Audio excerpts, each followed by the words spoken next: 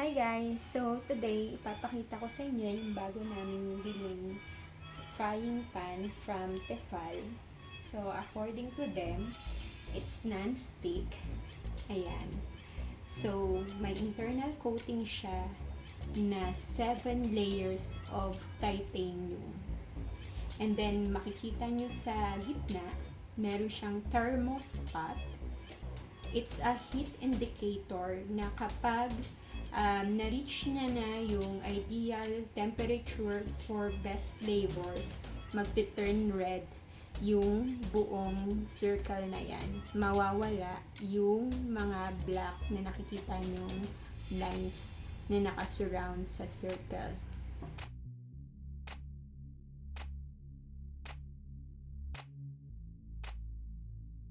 Ang diameter nito ay 30 centimeters. And then, yung bigat ay 1.65 kilograms or almost 2 kilograms. So, medyo mabigat.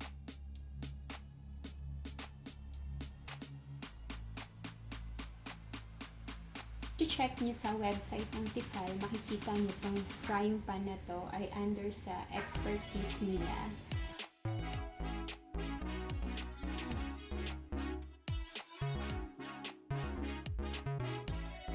Okay, so I'm gonna test this frying pan and I'm gonna record it para mapatunayan natin kung non-stick talaga siya and gaano kabilis siya iinit given na ang kapal nung kanyang base.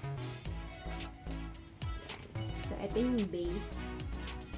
Okay, and makikita nyo dito, made in France. Okay, so sinet ko yung induction cooker namin at 120 Celsius. Low to medium heat.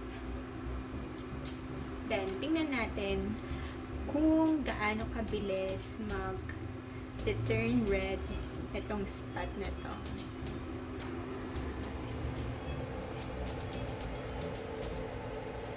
Okay, adjusting the camera para makita niyo lahat.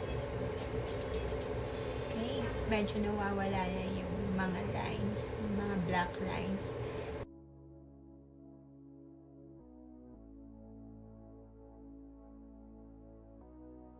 Okay.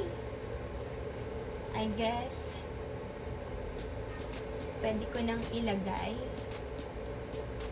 yung lulutuin ko.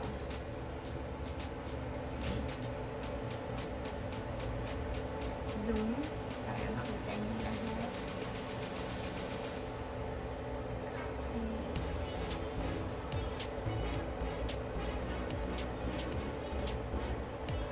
Amazing, di ba? Nawala na yung mga black